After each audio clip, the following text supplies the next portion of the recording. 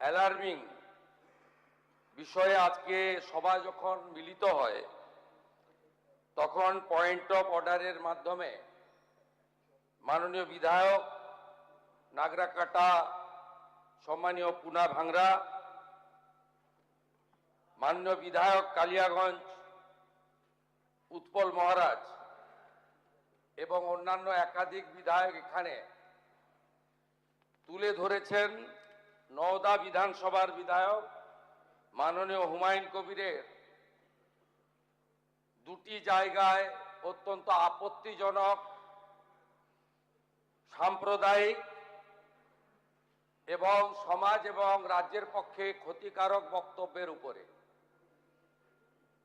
আমার সঙ্গে পরিষদীয় মন্ত্রী ডক্টর শঙ্কর ঘোষ যোগাযোগ করেছিলেন। আমি তাকে আশ্বস্ত করেছিলাম যে মাননীয় অধ্যক্ষ মহোদয় অনুমতি দিলে আমি এই সংক্রান্ত একটি স্টেটমেন্ট হাউসে রাখব। প্রথমত, মাননীয় হুমায়ুন কবির যে বক্তব্য রেখেছেন, এই বক্তব্য আপনাদের কাছে আমি পড়ে শোনাচ্ছি।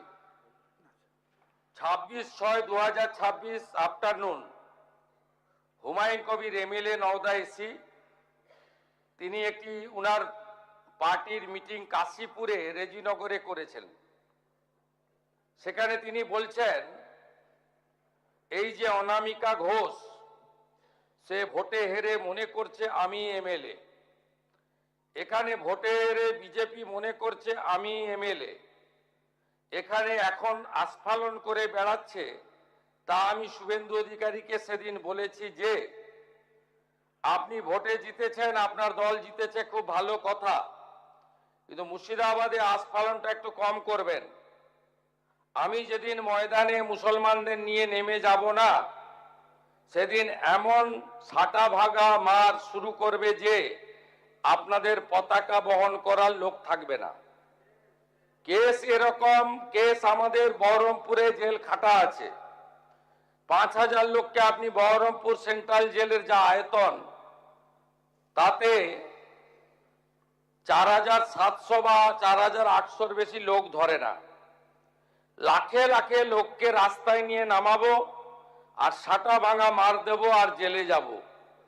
কদিন জেলে আটকে রাখতে পারবেন, কত খাওয়াতে পারবেন দেখব। লিমিট যেদিন ক্রস হয়ে যায় না, মাথাটা যেদিন গরম হয়ে যায়, সেদিন আমি এসপি বুঝবো না, চিফ মিনিস্টারে বুঝবো না, আর কে কোথায় থাকলো আর কে কোথায় থাকলো না ওসব বুঝবো না। আমি নিজেই নেতৃত্ব দিয়ে দাঁড়াবো। এটা একটা ইনসিডেন্ট 1।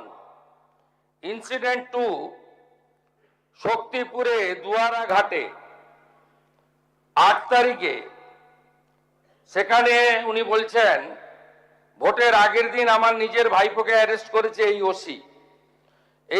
এই আমি তো ভাষা বলতে পারবো না। এই বাচ্চাকে আগে দেখব, তারপরে ভাষাটা আমি অমিট করছি। এই বাচ্চাকে এমন শিক্ষা দেব, এর বাবা 14 গোষ্ঠীর নাম ভুলিয়ে দেব। এ লালগোলাতে 500 মুসলমানের লাইফ শেষ করে দিয়ে এসেছে। সত্যভাবে বলবো, এই ওসিকে এখান থেকে সরানো শুধু না, একেবারে অকেজো পোস্টিং দিতে হবে। যদি না দেয় 10,000 লোক নিয়ে থানা ঘিরে একে কলার ধরে থানা থেকে বার করব, পারলে আমাকে রুখে নেবেন। এই দুটো ইনসিডেন্টের পরে আমার মনে হয়েছে যে এনাফি জানাব, সময় এসেছে এই ধরনের লোককে সবক শেখানোর। আপনাকে আমি পরিষ্কার বলছি, মমতা ব্যানার্জি মুখ্যমন্ত্রী নন। আপনি দুর্বল মুখ্যমন্ত্রী পেয়ে যা খুশি করেছেন, যা খুশি বলেছেন। আমি আপনাকে বলে গেলাম, আমরা দুটো এফআইআর স্টার্ট করেছি। Rejinagar PS case number 219/226, dated 26/6/2026, under section 152, 192, 196, 197, 224, 299, 351 within bracket 2, 352, 353 of the ভারতীয় ন্যায় সংহিতা। ইনসিডেন্ট নাম্বার 2 তেও আমরা শক্তিপুর পিএসএ 176/226 আরেকটা কেস ইস্যু করেছি। সেই কেসেও আমরা ভারতীয় ন্যায় সংহিতার সমস্ত সেকশন লাগিয়েছি এবং আমি আপনাদেরকে অ্যাসিওর করছি এত বড় ক্ষমতা আপনাকে কেউ দেয়নি। আপনি মুখে যেগুলো বলেছেন, আপনাকে আমি বলে গেলাম, আপনি কেন করছেন আমি জানি, আপনি কেন করছেন রাজনৈতিক কারণটা আমি জানি। আপনার এজেন্ডা 2 ছিল। 1 এজেন্ডা ভরতপুর, রেজিনগর, নওদায় সব নির্বাচিত পঞ্চায়েত যে দলেরই হোক ভেঙে আপনার পার্টিতে নিয়ে যাওয়া। আপনি সেটা করতে পারছেন না। আর দ্বিতীয় হচ্ছে আপনি 2টো সিটে জিতেছেন, নিয়ম মেনে একটাই রিজাইন করেছেন রেজিনগর।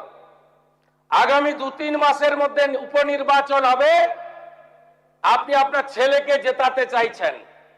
72% মুসলিম আছে, মুসলিম ভোটকে কনসলিডেট করার জন্য আপনি এই খেলাটা খেলছেন। আপনি কান খুলে শুনে রাখুন, আপনাকে এইভাবে ধমক হুমকি বেপরোয়া লাগাম ছাড়া কথা বলতে দেব না, দেব না, দেব না। আপনাকে আমি শুধু 3টে উদাহরণ দিলাম। সন্দেশখালীতে একজন ছিল,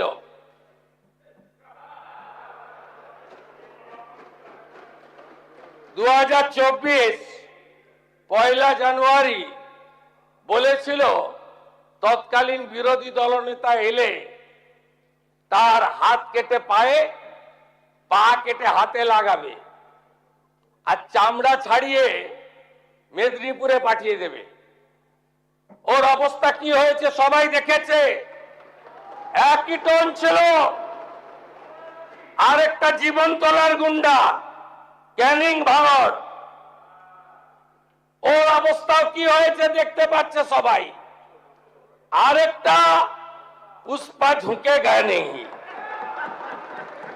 এমন ঝোঁকা ঝুঁকেছে খালি পায়ে,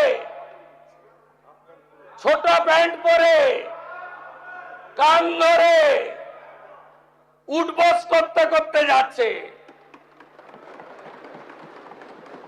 আপনাকে আমি বলে গেলাম পুলিশ তার ব্যবস্থা নেবে।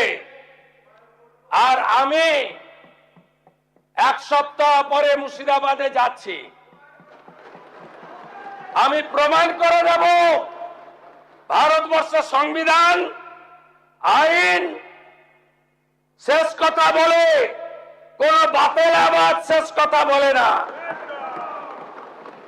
আপনাকে সংযত হওয়ার, সতর্ক হওয়ার, এই ধরনের কথা প্রত্যাহার করার এবং ভবিষ্যতে এই ধরনের কথা বলার আগে 25 বার ভাবার হুঁশিয়ারি দিয়ে আমি সবাইকে আশ্বস্ত করছি।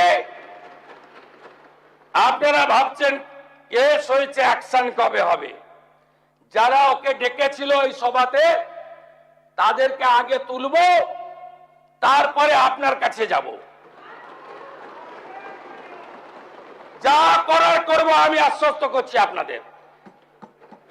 আপনি ধরে রাখুন, এটা ওর শেষ বক্তব্য, ধরে রাখতে পারেন।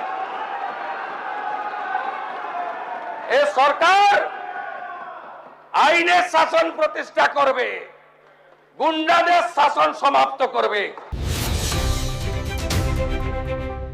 Vision News 29